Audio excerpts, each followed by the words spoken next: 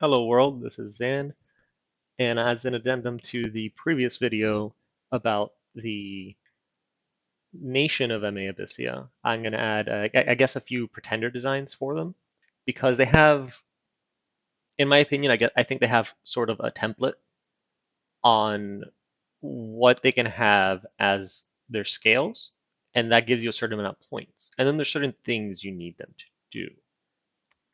So when I say the template, I say by default, in I think any pretender design you do for I think any of the Age Abyssias, you do this.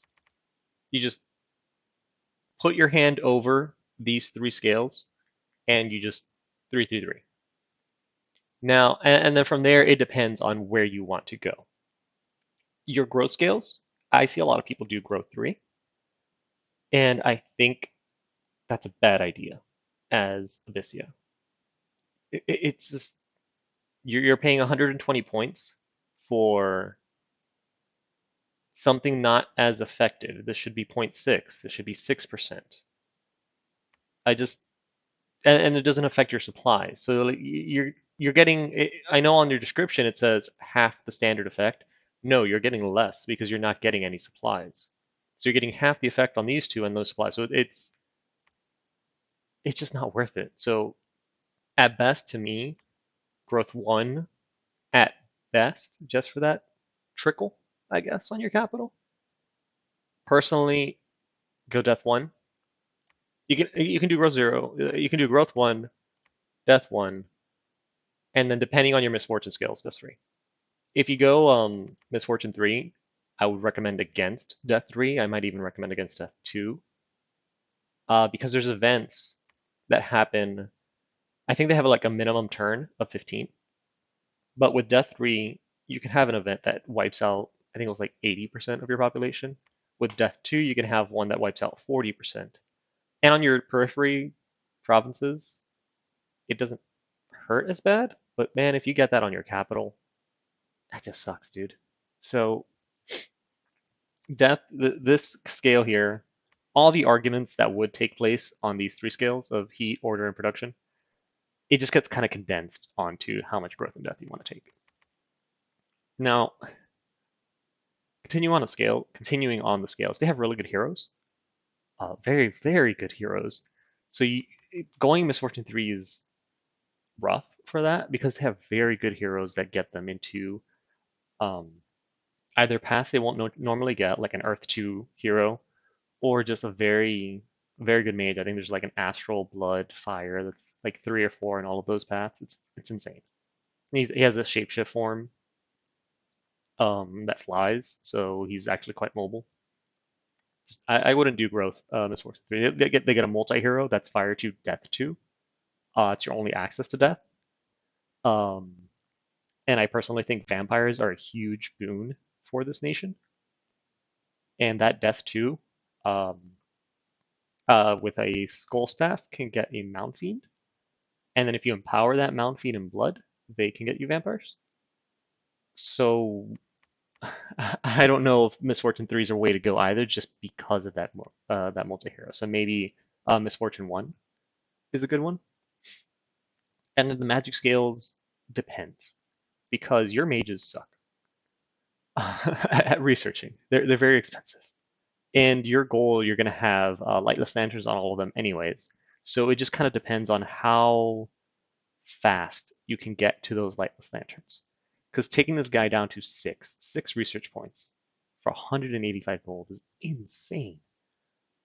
Luckily, I don't look at these guys when I'm making that math, I guess, because these guys are going to start coming out in mass once I've already got the lanterns. The ones doing your research early on are these guys, the warlocks, or maybe sometimes the baby warlocks, which are a little bit better. It'll be like 8 in 3 and 3 versus for 135. But these guys, they're absurdly expensive, but they recruit in 1 turn. It's 17 research points a turn. So do you do drain 3 and they're 14 research points a turn? It's it's not good, guys. It really isn't. But the goal is just sprint to construction 6 at some point when you can get away with it.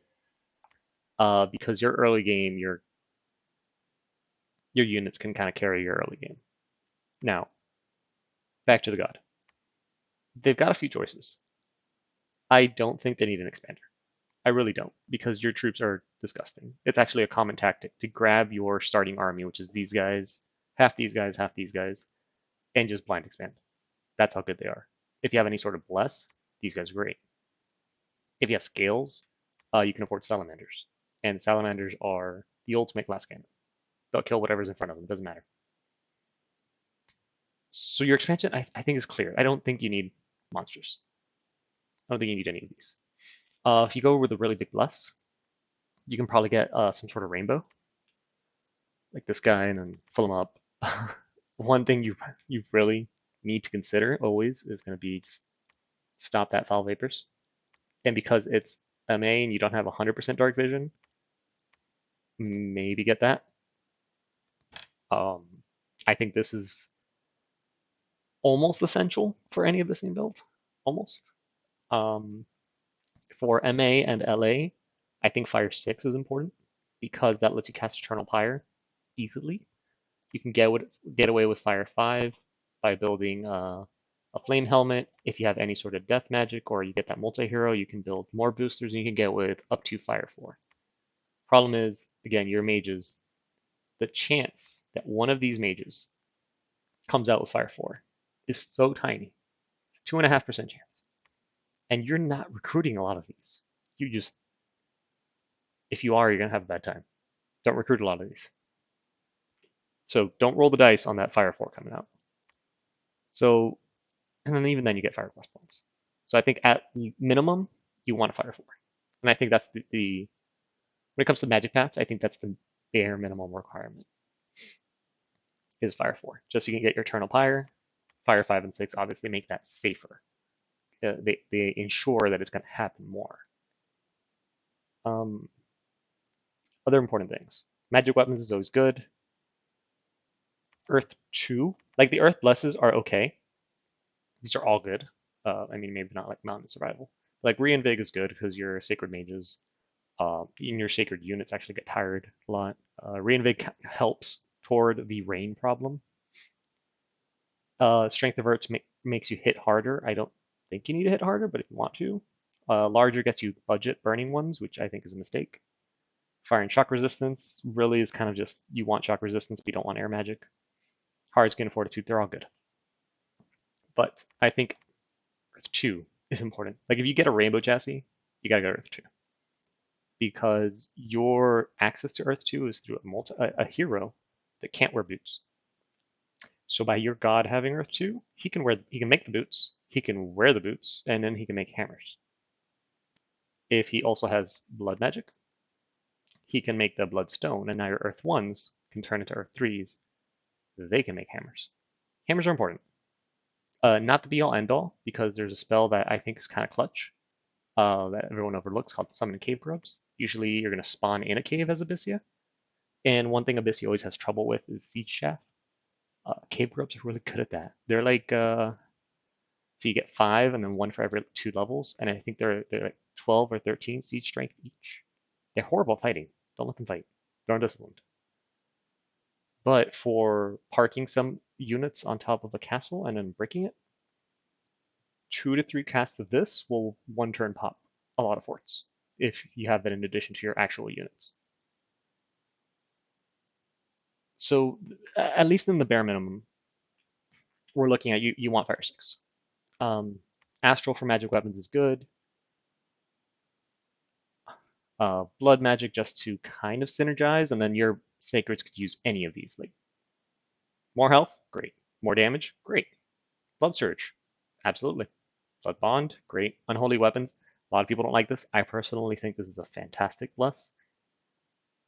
If you're using your sacreds as their entire job is just kill other sacreds, this will do that. And blood vengeance, great, excellent.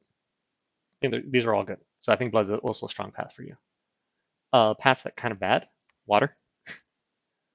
Cold resistance is okay. Swamp survival if you want to fight Satis. You have, it's weird. Winter's Gift, no. You're not going to be in cold climate. Frost weapons is a no. Defense skill, I normally love defense skill, but you're not fixing this. This 3 right here, that's not going to get fixed. Just, no. So there's a bunch of blesses you can do. The thing you have to keep in mind is it's only going to affect your fire mages, and it's only going to affect your lava warriors. These guys are very good. They're just, in my opinion, they're squishy because they hit very hard, but they like getting hit in the face. And 18 protection is not enough to just do that forever. So in my opinion, I think another good nature bless, and this is kind of like, do you want poison resistance? Do you want this? Nature 5? No, it's nature 6. Bark skin. Bark skin is huge because the penalty to it is you get 5 fire vulnerability, but your Abyssians, like your fire resistance is 25, so it's going to go to 20. If you're in full plate, there is no spell that's going to go burn through 20 in full plate. Once they get the bark skin, they go up to 24. I think the hardest hitting fire spell is like 30 AP. So the 24, I don't know. It's gonna, so with minus 20, so it's gonna be like 10 AP against 12. So even then, it might do something. It's bark skin just synergizes perfectly. A budget bark skin would be Stygian flesh. It's not gonna work against any magic weapons, and the problem with Stygian flesh is almost everybody. Like magic weapons, I think is such a fad bless. Everyone just picks it up because they're told to pick it up, and because if they don't, they might run into a situation where they wish they did. This is kind of budget because now it's 5 instead of 6, and this opens up a few more chassis. And the combination of death and blood gets you vampires without without jumping through any loops or any hoops, I should say. So with that said, rainbows give you access to some pretty darn good blesses because you usually want to combine these things. Monsters, again, you don't really need them. Although I've done some fancy things like a phoenix, because they're Dominion immortal, with liches because again, Dominion or these are just purely immortal. Like you get a lich and you put some air magic in it, and now it can just cloud trapeze, cast wailing winds. Oh no, it died. Well, it's just gonna respawn in 3 months. Doesn't matter. It's pretty good stuff. If you were to choose a chassis, the Azzy is disgusting. In his dragon form, there's no paths until you bump these up, but it's going to be fire death. The worm lets you go underwater for some reason. The man-eater, I don't see it used very often because it's a population killer and that's scary, quote unquote. But this is actually really solid. Like 14 prot, if you put this up to Earth 6, it's going to be at 20 nat prot. He'll fly to the back and kill things. And before he does that, he can do flick barbs, which is 3 attacks with poison.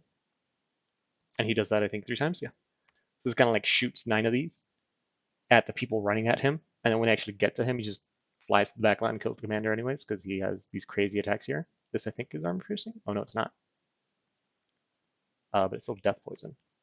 The one with the armor piercing stinger is the Scorpion King. Or no, it's the Pincer. My bad. The Pincer is armor piercing. And this is here. These two are here on the Scorpion King before you equip a weapon. I think this chassis it's expensive. But I think this is also a chillin' chassis. But you don't use this as an expander because he could use some gear. This is like a dormant Titan territory if you want something easy. How much defense does he have? I don't know. There, easy peasy. You have points for other things. Like, I know it's expensive, but here, air trade. Now he can cloud trapeze and just be a mean super combatant guy. And you can do all that stuff. I don't know. This is a good one. I like the Scorpion King. The Moloch I would like, but he's expensive. He's so expensive and his hit points are kind of low. But he has like 20 net prot is kind of as if you had permanent Iron Skin, which is really good. This is also a fantastic super combatant. Just 300 points, man. That's rough. The Titans, you can do so much shenanigans with them. And I actually think Titans are one of the good things that Abyssea can do because your units, your armies are so expensive. You're not going to have a lot. They're always going to be spread thin and outnumbered. So if you can have a Titan, and this is why on the monsters, or I emphasize cloud trapezing, if you can have a Titan show up and bump into your opponent's army, they're not expecting it, and your Titan just wipes their army. That alone will make any of these Titans worth it because usually the consensus is that they're too expensive for what they do. But if they can wipe out just one army, that's it, man. That's it. They do this either through astral magic or through air magic.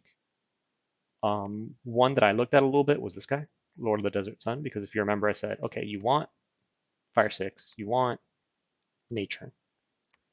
And this is already like easy peasy right here. Done. Here's a Bless. There's God. He's going to walk out and do things. I want Cloud Trapeze. Sorry. Sorry, Growth. I want a Cloud Trapeze. Oh, hold on. He can regenerate. He can do, something else. You just get that Iron Skin Temper Flesh. Whatever. Done. Easy. It's when you're designing these, you want a Bless that's going to help them go out and kind of fight that enemy army I was talking about. But you also wanted to bump your Sacreds up. So that can be like with this one, as the Earth Magic, you can actually go up and just do like Fire Shock Resistance, and that's kind of like if you had Air Magic. Or you can straight up just get the Air Magic. One of them has it, this guy. This would be like a good budget one. And I actually had a friend of mine, Mandarbmax, recommend me a build using this chassis that was beautiful. It was so good. I don't think I took it, but it was just so good. But yeah, let's say you take this guy dormant and you do something like this. You probably want, darn, that 3. Let's do this. There. And now we'll do like a poison resistant. So like this guy, just like this, for example. Our scales aren't that terrible. I mean, I know I have a big skeleton here, but it's not the bad guys. -3 income. It's fine. He can Cloud Trapeze. He can Sight Search all of the shenanigans. He can build me Thistle Maces. My Sacreds are immune to foul vapors, which is always going to be a huge worry. My Sacreds can see 100% in the dark. He can cast Darkness. So like this guy can Cloud Trapeze in later to one of your armies and just Darkness. And now the entire enemy army, if they don't have perfect dark vision, they're going to take a -6. If they have half dark vision, they're taking a -3. It's just so good. In the meantime, you guys have all. They have Stygian Flesh, which again is like the budget version. If you wanted to SC, now this is kind of maybe like a later SC build. He can do Soul Vortex, Phoenix Fire. So you can do some shenanigans with these chassis. You can also be Grippa and just take this guy. This is just honorable mention. Honorable mention right here. I don't think this worked out very well for them. Honorable mention, just this guy isn't even that bad because he has a Spirit or Sight Vengeance, so 12 MR to lose your eyes, a huge Fire Shield, and this is the base Fire Shield, by the way, at 17 AP. If you do something like for 8, you're doing 17 plus 8, which I think is 25. So by swinging at him, you have to take a 25 AP fire damage. Like even if you're fire resistant, that's gonna hurt. The problem is he can't wear a chest piece, and he has no other path, so you probably want to do like Earth on him. You don't want attack skill. Like do like Awe. No, because Awe stops their attack, so that's anti-synergistic. This is fun. Grippa found a way to pretend to use this guy. I don't think it worked. And the last ones are going to be, I guess, the Immobiles, of which all of these little Bettles are cheap, and they're kind of good. I don't think they can move. Like I know, Immobile, whatever. But like the Monument, for example, it cannot teleport. So you cannot move even by magic. And I think the Bettles are the same way. The Fountain of Blood, I like it, except for one tiny detail that it has an event attached to it. So if you go Misfortune, don't take this. That kills half the population of your capital. But the fear is, it's enormous. It has high protection. It's kind of good. The God block, I think again, it's immobile. I think all of these are legitimately immobile except for these two. God block's great if you want higher, like some fortitude build. Fortitude, and then over here. This is disgusting by itself. Just take it awake. Expand with this. Go take your neighbor over. But you can do dominate. Go take your neighbor over with this. This is right here. You're done. The Bronze Colossus is like super combatant on steroids. However, it's absurdly expensive. Innate caster's kind of good, but it's resistant to everything. It has like all magic, all hits, but it can kind of already do that. It can do like this. This is Temper Flush right here. It can kind of already do that. Has very high nat proc. This is like 25, and then you put armor on it. If you bump up the Earth magic, it goes like if you did the same build here. I mean, you don't want Fortitude. You'll do Hard Skin. If you do this guy with Hard Skin and Air 2, it's just 6 shock resistance. Why not? If you do this, now it forces you to go dormant because how expensive he is. But like, I don't even know what would you do with all these points. There. This guy will have 36 natural protection, and then you put armor on him. It'll go up to the 40, and then the problem with that is kind of like you see this, and your answer is going to be great swords of sharpness or gate cleavers, the little little knife that ignores armor anyways. So by doing this hard skin, it doesn't fix your problem. The Divine Glyph, I think, is actually really good because for Abysia, it's 90 points, which is cheaper than some of these, like Freak Lord's 100. It still can't spread its paths as good as the rainbows, but it starts at Dominion 4. And these scales kind of, and the magic spells too, they're exponential. So by starting at 4, like it's almost nothing to go to 5. And then here you start doing your bless. You get whatever points you need. So I think the build I went with, because I wanted to play it safe. And I know safe is like the God block coming in here and just doing Fortitude Bark Skin. This is a bless, guys. You don't want to fight this on turn 10. You do not want to fight this. So I think I played it safe, and I came in here with this.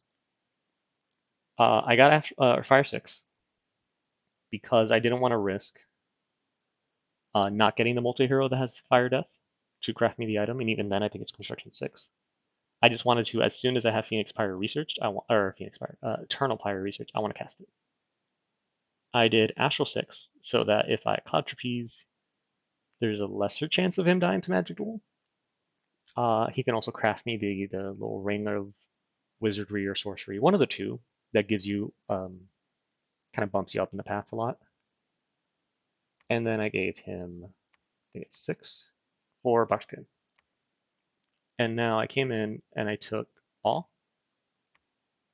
And for my Astral, because the other option with Astral is you can go Magic Weapons. But if I did that, like that's good.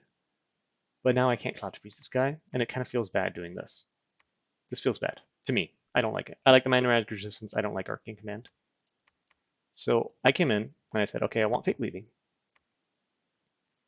To get Fate Weaving? Oh, like, okay, sure, I'll just take some negative points. But he's dormant. I want this awake. How am I going to pay for that? Well, I don't care about my death skills. So I think I took something like this. And the reason I'm justifying all of this up here is these Sacreds, again, through math, by either being in hot places, berserking, bonuses against shields, they get this attack to 19 or 17. And they get this hit to 23 or 26 on their own. Like that's where you most blesses get your units. So they don't need more offense. What they need is to not die with their defense 3. And I think to that end is where I went with Barkskin to bump up their protection to 24. So they're going to get hit anyways. They might as well be able to tank it. Awe is going to reduce the time Spilt swing at them. And I'm a blood nation, so I can cast Blood Rain, which reduces people's morale. And these guys aren't going to care because they berserk.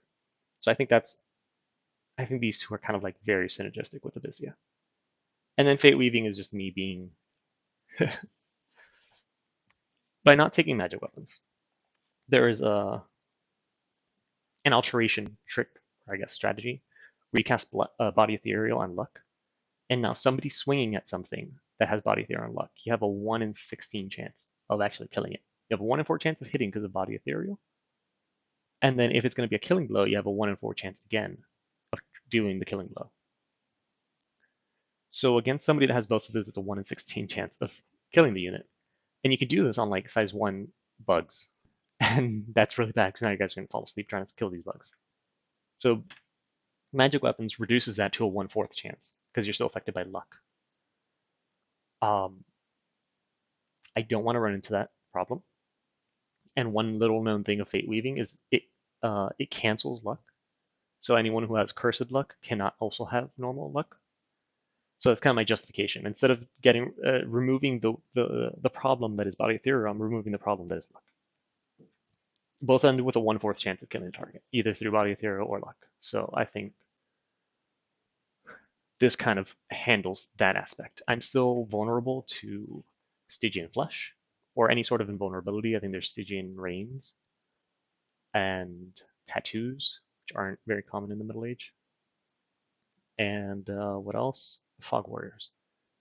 With Fog Warriors, I think I can just straight up break it. I think the break point is 25 damage, and I think these guys can swing for 25 damage easily. But on that note, again, I'm going to refer to my blood magic. I can just cast Bloodletting a few times. It's going to ping everyone on the field for 1 magic damage, but that 1 magic damage is enough to pop Fog Warriors. So I think that's handled too. And that's only half of Fate Weaving. The other half is, and this is kind of experimental. I know people have tried to research this. What I've seen that I think it does is it adds a negative 1d6 to defensive die rolls to either defending against the hit or taking damage from that hit. And I say the negative 1d6 rather than removing one because I've seen a roll of 0 plus 0. And that actually happened for the Heat Aura, because again, Abyssians have Heat Aura. So this synergizes again with Abysia. And when most normal units are rolling against Heat Aura, they usually don't have fire resistance. So it's already going to be a 0 and then plus the 2d6 that are the random numbers. And I've seen again a 0 plus 0 roll on this, which means it can't be just removing 1 dice roll because then it's a 1d6. It's you can get a number between 1 and 6, not 0. But if you rolled on your 2d6 and you rolled a 1 on each, and then you rolled a negative 2 on the Fate Weaving one, now you can get a 0.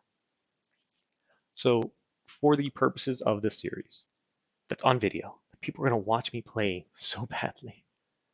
I think this is the bless I took, probably the scales I took.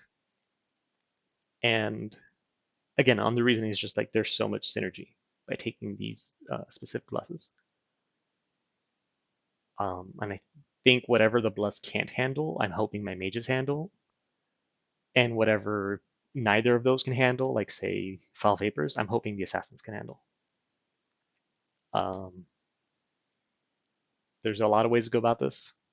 And I'm just pitching this bless as purely I want whenever there is a mosh pit of infantry fighting each other, or cavalry, who cares?